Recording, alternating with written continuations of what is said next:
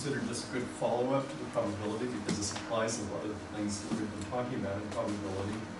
Again, the Roland Moriarty and Walter's books are really good sources for all of this. These are sometimes called event systems, sometimes called reliability systems, sometimes called reliability block diagrams.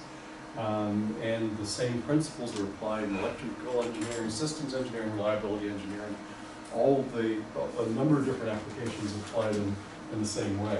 And they are basically the series parallel or combination systems that everybody knows about when you replace Christmas tree light bulbs, right? The old ones replace one, you know, if one goes out, the whole string goes out, and the new ones, if you replace one, if one goes out, just that one goes out. So you don't have to test out every bulb. The old ones were series, the new ones are parallel. So, series don't have redundancy. That's why if one fails, the whole thing fails. Parallel systems are better because they have a great deal of redundancy, depending on how many you put in parallel. And the more in parallel, the more reliable the system. More typical is we end up with combination systems, and those are a little bit more difficult to calculate the probabilities associated with probability and reliability associated with it.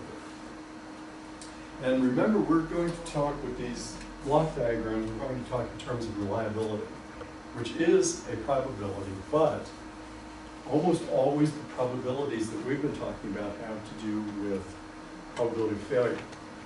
And the cumulative exponential, for instance, the f of x equals 1 minus e to the minus lambda t. That's probability of failure. The reliability of x equals e to the minus lambda t.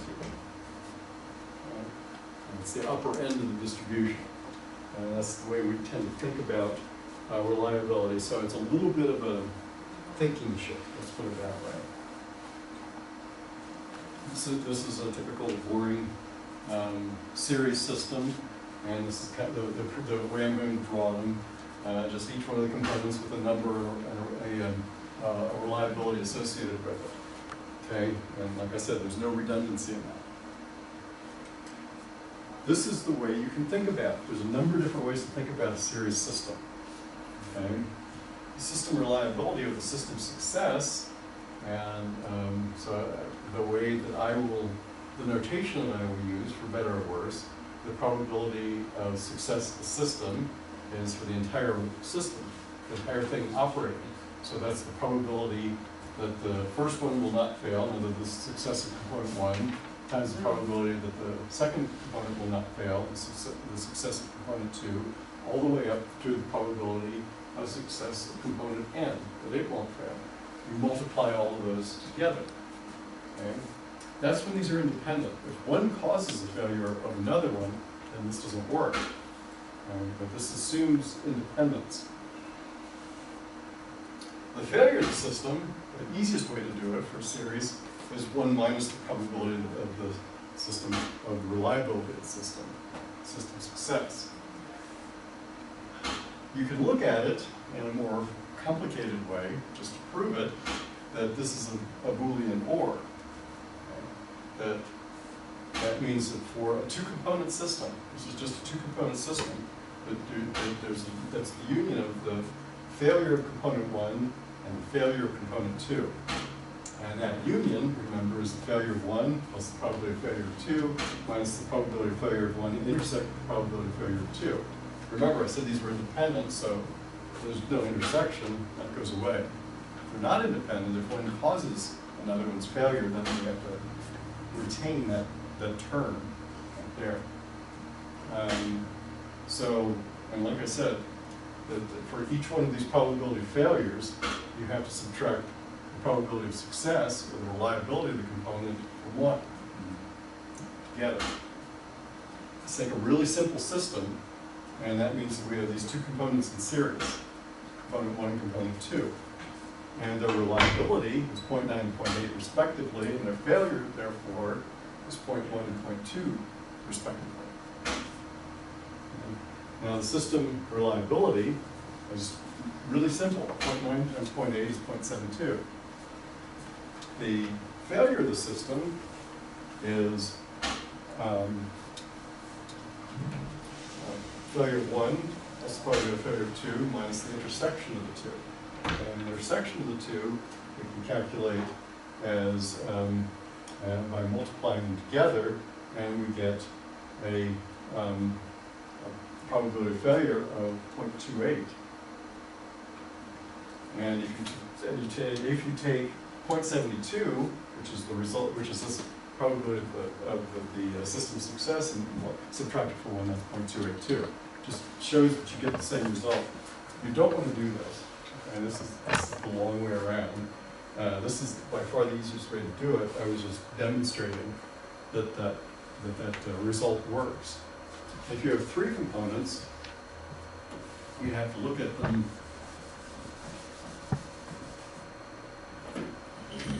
And this is showing the probability of 1 and 2, because they both can fail. That's why you have an intersection here. They both can fail. Yeah. They both can fail because if one fails, the other fails, or no, it's not because one causes a failure of the other, but they just both happen to fail at the same time. Okay, and does the intersection of the diagram on the Venn diagram, does that indicate dependence at all? No. Okay. Now, we're not going to talk too much about dependence. If one causes the failure of another one, that's a different type of relationship. Okay. So this is what just when both of them happen to fail. And if you put a third component, then you'd have to do this, and it would be possible for all 3 of them to fail. We'll talk about that in a little bit. Once again, it's not something you really want to do, but just to demonstrate it, we can talk about it. Okay, so this is series. Okay, when they're independent events, the failures are independent events. Oh, this was sooner than I thought. This is 3 components in series. Okay, so here we have all the reliabilities, the failure rate, which is just the complement of the reliability, and the system success is simply multiplying them. Okay? And system failure is taking 1 minus the system success. Now let's do it if let's say we wanted to do it for some bizarre reason as a Boolean problem. Okay, remember, like I said, this is 3. Because now when we have 3 interlocking or interconnected, intersecting events, then you have to subtract off each one of the 2-way intersections, but by doing that, we have completely eliminated the 3-way intersection, so that means we have to add that one back at the end. So, you end up subtracting all the 2-way intersections, F1 and F2, F1 and F3, and F2 and F3. But like I said, I've now gotten rid of this 3-way intersection, so I have to add back in the intersection of 1, 2, and 3. So to do that, we have our failure of 1, failure of 2, failure of 3, 1 and 2, 1 and 3, 2 and 3, and then 1, 2, and 3. And you go through all that arithmetic, you get 0.496, which you could have done by just subtracting it up there. Just to show you that you end up with the same thing. And you can keep going. Like I said, I'm not sure why anybody would want to, but you can keep going with these intersections, and then you'll end up with one that's been, with the 4-way, you'd end up subtracting all the 2-way, and then adding back the 3-way, and then subtracting 4-way, or something like that. I actually worked through it, but it's a series of alternating operations like that. The more intersecting events that you add to your Venn diagram. So that's series. Now let's talk about parallel components. And also, if you'll notice here, the more that you add, because here I had a 0.9 and 0.8, that was 0.72 reliability in the last problem. I added one at 0.7, and now my reliability went down to 0.5. The more components you add in a series system, the more you reduce the reliability of the system. For parallel systems, it's just the opposite. The more you add, the more you increase the reliability of the system. So the probability, or the reliability of the system is 1 minus the reliability, times 1 minus the reliability of 2, times 1 minus the reliability of n. Another way that you could write that a little bit more eloquently, or in shorthand, is the product of 1 minus the reliability of components of I. Or you could even compress it further. If this is 1 minus the product of each of the failures, since 1 minus the reliability is the failure, and then you could say it's 1 minus the product of the failure of each of the components.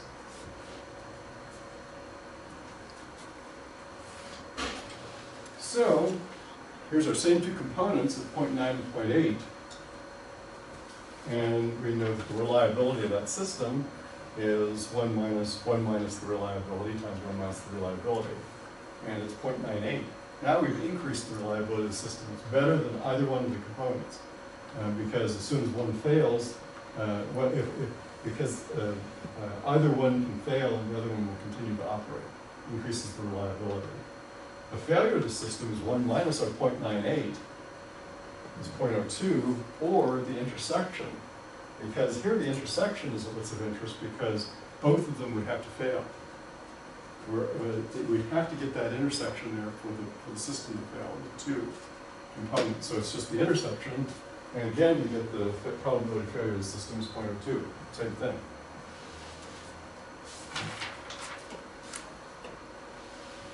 So we can think about these reliability block diagrams in terms of Venn diagrams and Boolean operations as well.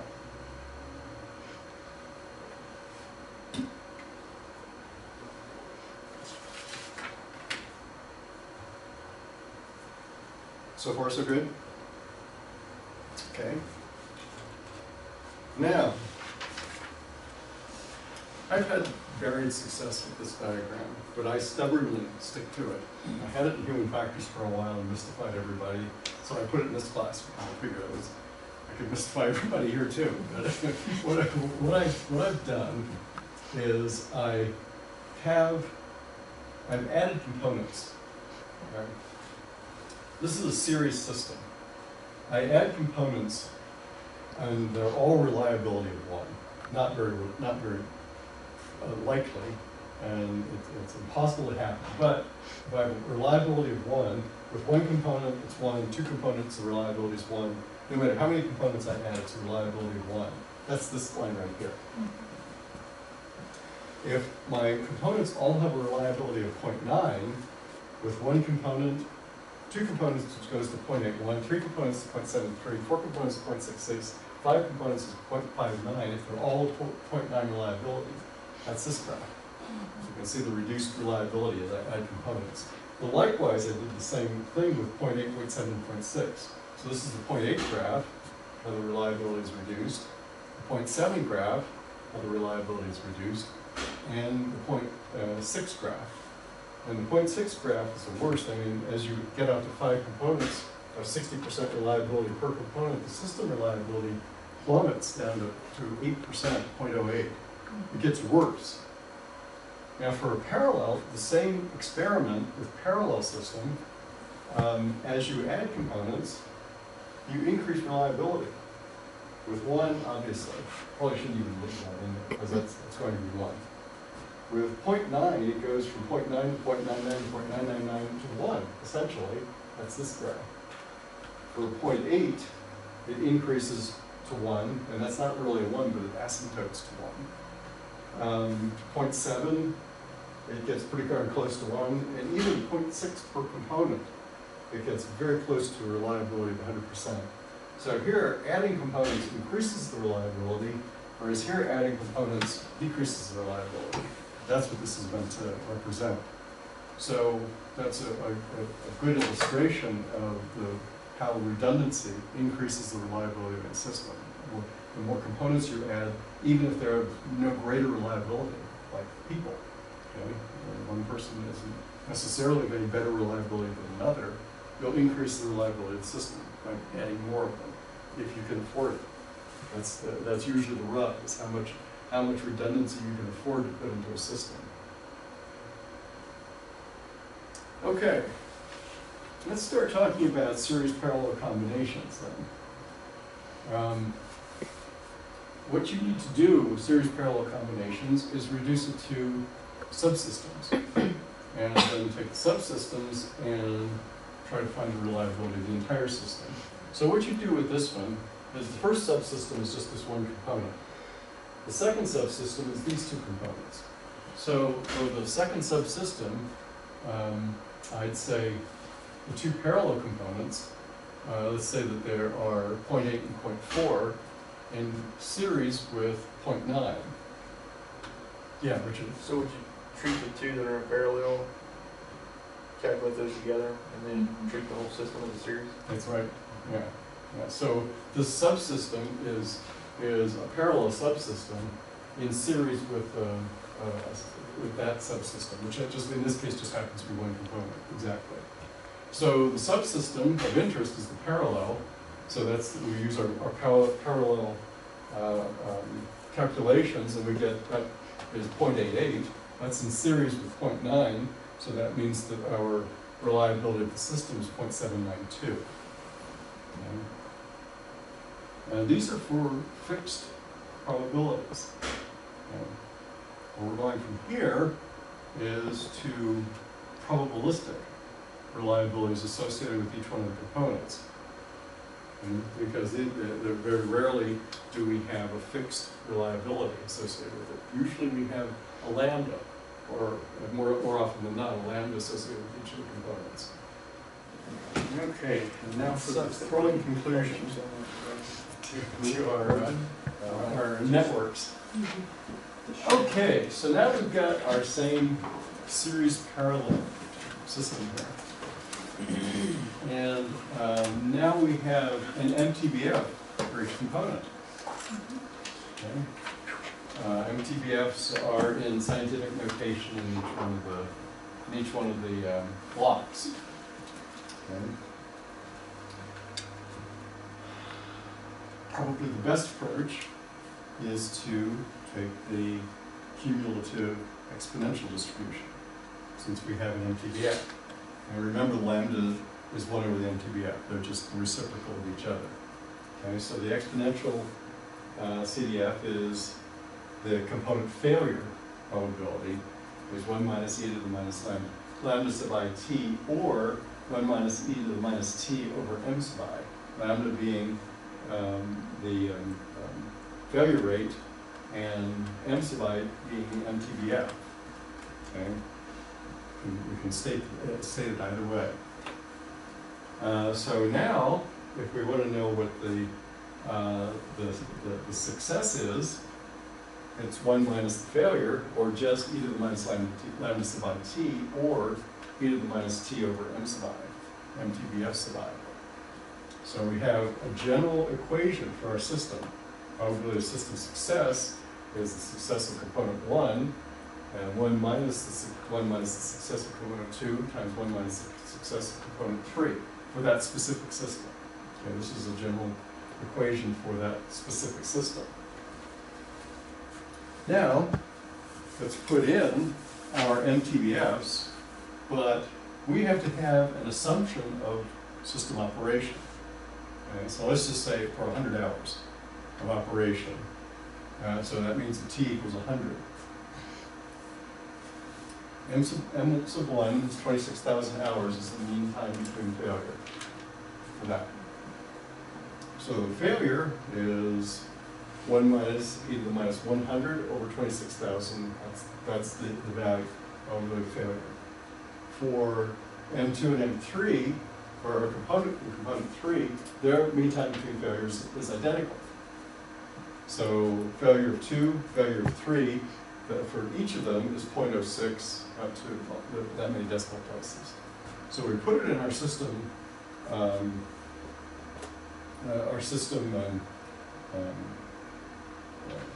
model or equation, and we get this. 0.99018, and I took that out to 6 digits for a particular reason, and my precision out to 6 digits for a reason, because we can calculate this using Poisson as well. And Poisson reduces to exactly the same thing, because it's a Poisson process.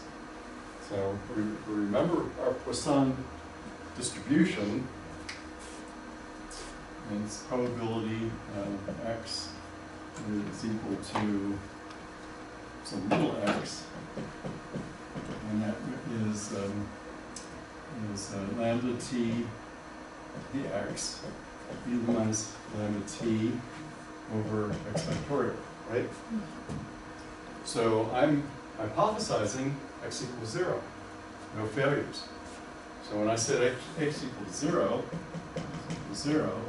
that's lambda t, doesn't matter what it is, to the 0, that goes to 1, e to the minus lambda t, whatever that is, and then x goes to, x factorial goes to 1. That goes to 1. So that becomes e to the minus lambda t, which is exactly the same as the cumulative exponential for success, for reliability. So, and that's because the failures are a Poisson process. And we can apply both the cumulative exponential as well as the Poisson distribution. So then applying that, obviously we come out to exactly the same result because we're using the same equation. And so we can either call it exponential or Poisson. Both of them make sense and they give precisely the same result. Make sense? And because we can, and I'm going somewhere with this, because we can use Poisson, guess what else we can use? Really? Binomial. I don't. Yep. So now we have binomial with x equals 0. So for binomial, x equals 0 equals n objects taken x at a time, taken 0 at a time, taken 0 at a time, and we know that that goes to 1, and that's the probability x, which is 0,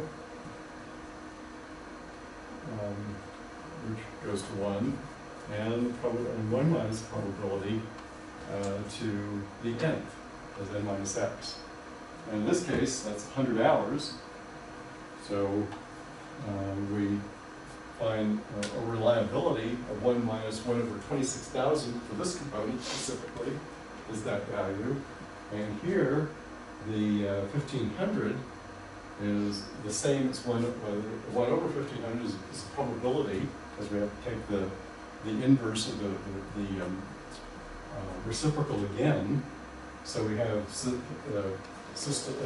components 1, component 3, 1 minus component 2 to the teeth, which is 100. And we get this, we put it into our model, and you get 0.992015 out to 6 digits. What is that? 0.992018. Okay, to the, let's see, 100,000s, 10,000s, 100,000 to the millionth place. It's only 3 millionth decimal place probability difference. So any one of those 3 approaches works to calculate the system reliability. And that is the reliability block diagrams. And just a component you can use, for each of the components you can use exponential, cumulative exponential, Poisson, or binomial. And it all works, give you pretty much the same result. For Poisson and exponential, identical results, and for binomial, only slightly different result. That's very good approximation. Now, there are some systems that are not strictly either series or parallel, in which case we really can't use these reliability block diagram approaches with much success. And with them, then, we need to use what's called the cut set method to determine the reliability of the system. And this is an example. of one that is neither series nor parallel. Because if I take this out, then this is a straight, these two series components in parallel with this component. Very simple. But in this case, if component 2 fails, this has a rerouter to component 7. So this can fail in a number of different ways that aren't, like I said, amenable to the usual result. The cut sets are the ones that will cause total system failure. If 3 fails by itself, the system will still operate. If 1 fails by itself, the system will still operate. However, if 1 and 3 both fail, the system will fail. If 2 fails, 1 will reroute to 3, and the system will fail. But if 2 and 3 fail, then the system will fail.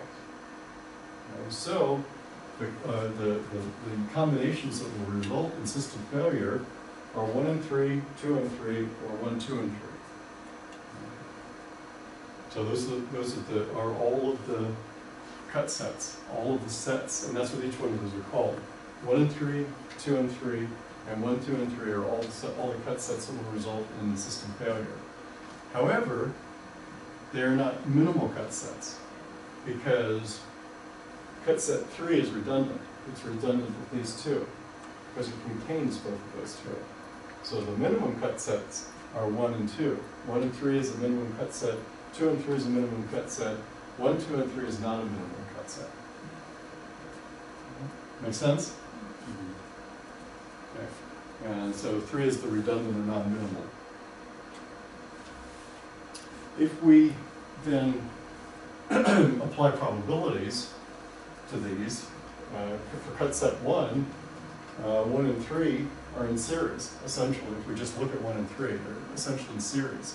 So the probability of that occurring, if 1 has a failure rate of 0.1 and 2 has 3 has a failure rate of 0.3, I used mnemonics. This was 1 has a failure rate of 0.1, 2 has a failure rate of 0.2, and 3 has a failure rate of 0.3. So 1 and 3 is 0.1 times 0.3, that's a probability of failure. 2 and 3 is 0.2 times 0.3, that's a probability of failure, since they're in series. And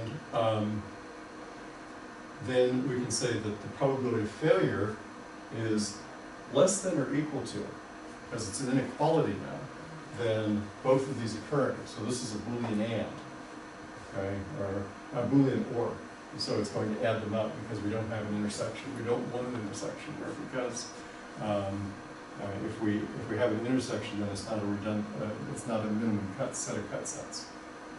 And so that means that the probability of failure will be less than or equal to that value. That's the sum of those two minimum cut sets. Now, if you have a larger, a somewhat larger system, I remember what I tossed in here. This is the reliability of the system if it doesn't have that shunt in it. And the probability of system failure is 0.84, and that's exact because it doesn't have a shunt in it. But the shunt is that automatic routing? Yeah, it is this right here. Oh, right. Yeah, it doesn't have that. So this is 0.09 probability of failure, and this is 0.084. So that was an upper bound. It looks like it's not as reliable because the probability of failure is slightly higher. But this is an upper bound, so it won't be any greater than that, and it may be less than that probability of failure. Whereas the other one, we know that that's the probability of failure. It's going to be 0.084 without the shunt. So far, so good? All right, now let's look at one that's a little more interesting. This one has only one shunt in it.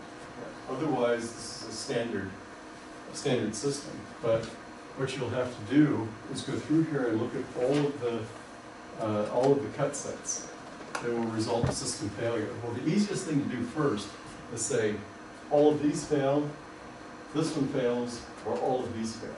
So that's why you have 1, 2, 3, 4, 5, 6 right here, and then 7, 8, 9 right there. But there are subsets here, because 1, 2, 3, and 5, if 1 and 2 fail, 3 and 5, then this whole subsection will fail, and the system will fail. And likewise, you have to end up enumerating them. And in a system that's sort of this large, it's not that easy to enumerate them. And when it gets bigger than that, you need software to do it. And presumably there's a system safety software called Relics. And I haven't looked at that for a long time, but that does this sort of thing for you. You know, all you have to do is set up your system, and it will tell you what the minimum cut sets and all the cut sets are and all that sort of thing. But like I said, it's been years since I looked at that, and I'm sure the newer versions are even easier to use. Then, obviously, if 6 fails, that is a minimum cut set, because if 6 fails, the whole system falls apart because it's in series. There's a single component connecting or in series with those 2 large subsystems. But the minimal cut sets, when you go through here, the first one is 1, 3, and 5 will cause that component, that first subsystem to fail. And any one of the subsystems fails, like I said, the entire system will fail. And then the other way to make this subsystem fail is 1, 4, and 5, because then it's not allowed to shunt. But if 1 and 2 fails, this can still operate. 6 and 7 fail, this one can still operate, that one can still operate. So these 2, 4, and 5 is another one. 2, 4, and 5 that cause the entire subsystem to fail. But other than that, there's only those 3 in this first subsystem. 6 obviously will bring the whole thing down. 7 and 9 will bring the whole thing down. 8 and 9 will bring the whole thing down. So those are minimal cut sets for that system. All the other ones are redundant. 1, 3, and 5, we can treat those as if they're in series or in parallel. 1, 3, and 5. 1, 4, and 5 we can also treat as if they're in parallel. 2, 4, and 5 we can treat as if they're in parallel. 6 is just 1 minus 0.95, and these are reliabilities that are in the blocks. 7 and 9 we can treat in parallel. 7 and 9 and 8 and 9 we can treat as if they're in parallel. And then the failure of the system is the summation. It will be less than 0.19875. About 20%, about 80% reliability for the system with that shunt in it. I didn't go through, I don't think. Yeah, I didn't go through the calculations of what this would be without that shunt. But it's usually comparable, but with the shunt it gives you an upper bound rather than an exact value. You're stuck with that exact value. With the shunt you get an upper bound that can give you possibly a more reliable system. Okay, so that's the cut set method. It's just for a system that doesn't lend itself to straight series parallel calculations. So far, so good? Can you explain again why it's not exactly 0.195 or 0.198 and it has to be less than because of the operation of the shunt, it will, if these don't occur, let's see what's the best way to say this.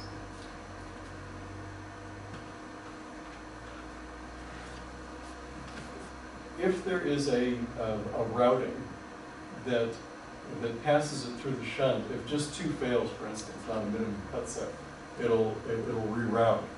And because of that rerouting, so let's see, it gives you rather than an exact, that rerouting gives you a boundary. Because there are a very large number of alternative routes that the system can take, the non-minimal sets. So all these non-minimal sets would result in failure, and but they don't take into account the shunt. Still sounds like it's not clicking.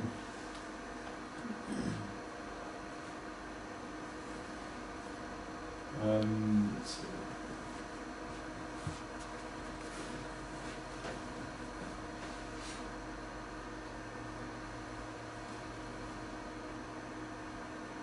Try to think of another way to put this.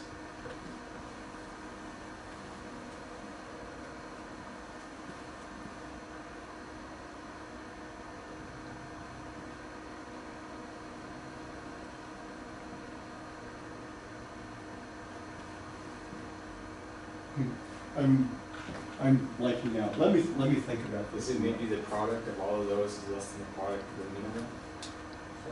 The product of all of these is actually, if you take all of these and put them together, you'll end up with a probability of failure which is greater than this. That's why you have to reduce it to the minimal cut set. And probability of any one of those cut sets occurring